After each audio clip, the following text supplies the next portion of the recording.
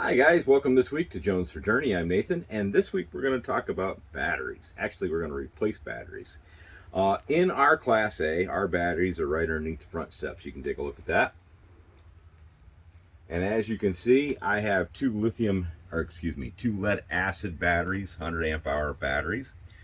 And in a compartment, and right next to that is where all the wiring comes in.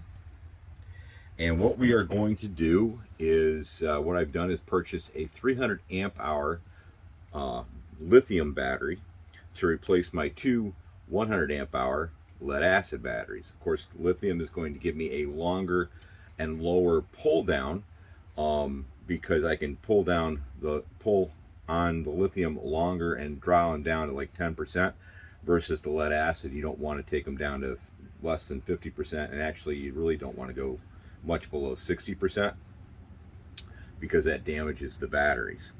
And since we went to a residential refrigerator, I want to have lithium batteries in here so that I can draw down a little bit longer if I need to. Now we have an onboard generator, so that'll help with that.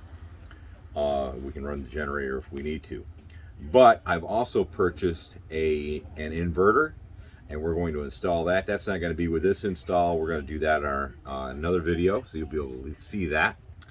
And with the power inverter, I've also purchased a automatic switchover, so it'll automatically sense when we're on shore power and switch it to shore power. And as soon as we come off of shore power, it'll sense that and switch us back over to battery power, so that everything that's in the camper can be ran off of my inverter, because I have a 3,000 watt inverter. So, but today we're going to do that. Now, my small problem is that the lithium battery, the 300 amp hour battery, is about an inch longer than the box I have here. Now, and what I mean by the box I have here is, you can see I'm compartmentalized here. I've got a metal plate right in here that's tack welded on either side. And so what I'm going to have to do is, of course, disconnect and pull out these batteries, and then I'm going to have to take out this plate, and I need to move. I've got some bus bars underneath here, connection spots. I'm going to take and move them over a little bit further. That way I can take and move this plate over. What I'm going to do is cut the corner of this plate so that it doesn't interfere with my wiring right there. So it's a little bit of a project for me, but it shouldn't be too bad. And then there's plenty of ventilation in here to keep the batteries cool. My inverter, I'm actually going to I have a storage compartment right here, and you want your inverter as close to your batteries as possible, and you can't get much closer than that. So that's where we're going to put our inverter. So the first thing we have to do, and what I've already done, is disconnect our shore power. Turned off the breaker, so I don't have any power coming into the camper. The next thing I'm going to do is turn off my battery power, which is right here, and I've done that. So that means everything inside the camper should be dead. We're going to test that by turning on a light and see if I have lights, and I do not. So everything in the camper is dead.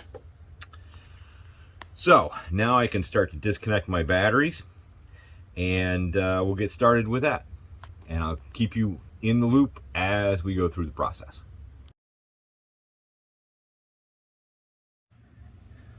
Okay, so step one is done. The batteries are out. Disconnected the terminals. I also pulled out the battery secure hooks because they're taking up space in there, and I'm going to have to reposition them anyways. So my next step is to go over into this side, and as you can see, I don't know if you can see with all the wires in down here. Let me see if I can throw some light on that. There we go. I've got some bus bars down in there and some other ends down in there that I'm going to have to move over, because this compartment's going to come over to about here now. So anything that's right in this area has got to move over. So that's my next project. I'm going to disconnect some of this stuff and move it over. Okay, so batteries are out, disconnected and out. Now, and I've also taken and disconnected my, or not disconnected, but taken the bus bars and unscrewed them from the floor. And also there was a fuse link in here. I disconnected that and we're going to move that over. But before I do that, I'm going to take and drill a hole through this panel so I can run wires through there and into the inverter, which is going to be in this this storage area right here. So before I connect any of that stuff, that's going to happen. The next thing I'm going to do here, and actually have already started to do, is instead of actually taking this panel out, a friend of mine suggested to just cut what I need off of it and leave the top part on, because that is a support rail for my step, and that makes perfect sense. So don't take that panel out, but measure how high your battery is and give it a little bit of an inch. Give it, like my battery is 9 inches, so I gave it 10 inches to give myself a little bit of wiggle room. And I took a rotary saw and have cut along that line. Now I've got to go down through and cut the tacks on the side down below, and that way I can pop this piece out, and that'll give me the extra room I need for my battery. And we'll be able to slide that right over into there, make my hole for the wires for the inverter, and then reconnect my bus bars and my fuse connection in this area, and we'll be all set the next time to connect the inverter and install it.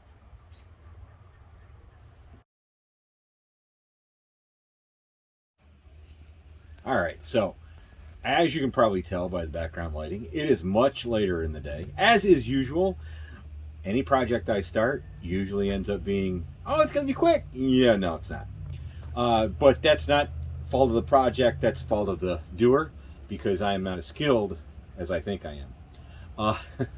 Anyways, the biggest problem we had was we needed to leave the top part of the divider here, because it is a support for the step. So the hardest thing we had to do was to cut that out, and between using a grinder and my Dremel tool and my friend's Dremel tool, we finally got that out. And then while everything is unplugged, I also wanted to poke the hole through the wall so that I have the entrance into the cabinet for the wires that go in there. So the battery is in, and I'll show you a picture of that. And now all I do is have to reattach the bus bars and the ground wire and the fuse. So it's 4 simple self-tapping screws. Tongue-in-cheek there was simple, because who knows. Anyways, we're going to do that next and hook everything back up and turn the lights on. And we'll see you as soon as that's done. All right, so as you can tell, the lights are on. Success. 12 volt works just fine, and we're back on 50 amp too, so everything's working fine there. No problems, no glitches. Everything's charging properly. And now I've got 300 amp hours of lithium, which I can draw down to 10%, instead of 200 amp hours of lead acid, which I can only draw down to about 55%. And by the way, those batteries were 3 years old, so they were getting pretty close to the end of their lifespan too. And so you see the bus bar, I put it on the side wall.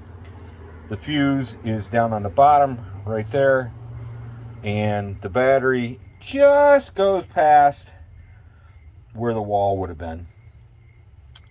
So I'm going to make a couple little additions in here so the battery doesn't jog around. I'm going to cut a couple pieces of wood and put them in here to brace it on both corners so it doesn't slide that way, and I'll cut one and put it in here so it doesn't slide that way either. And the only other thing I did was, because of how I had to cut the center piece out, there was still a piece of metal down there, so I took a piece of plywood that was 1/2 inch thick, and I cut it to fit, put it on the bottom.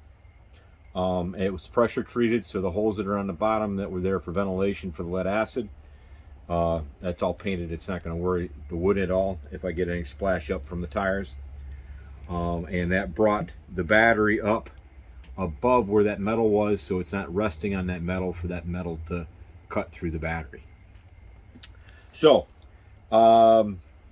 give us a few months. We're gonna be heading down to Yuma when we are done with this job here at Moose Hillock, which will sadden us, but we will be back.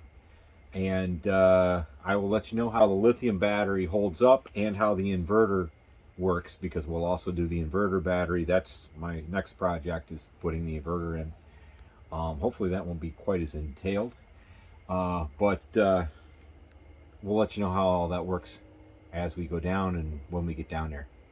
But for this time and this video, I draw it to a close and bid you adieu, and remind you, as you wander with a purpose. That purpose is to share and show the love of God with others. All right? So hopefully this video helped you out. If it did, and if you like it, please hit the thumbs up. If you haven't subscribed already, subscribe. And by the way, for those of you that haven't seen it yet, there is a video about our new logos, and if you'd like one, there's directions on how to get one, and also how to get your name entered in the prize pack we're giving away. So take a look at that and do what it says. But aside from that, like the video, follow us, ring the bell. That way you get notification when I do post the next video on the inverter. All right, until that point in time, have a good time, and we'll see you on the road.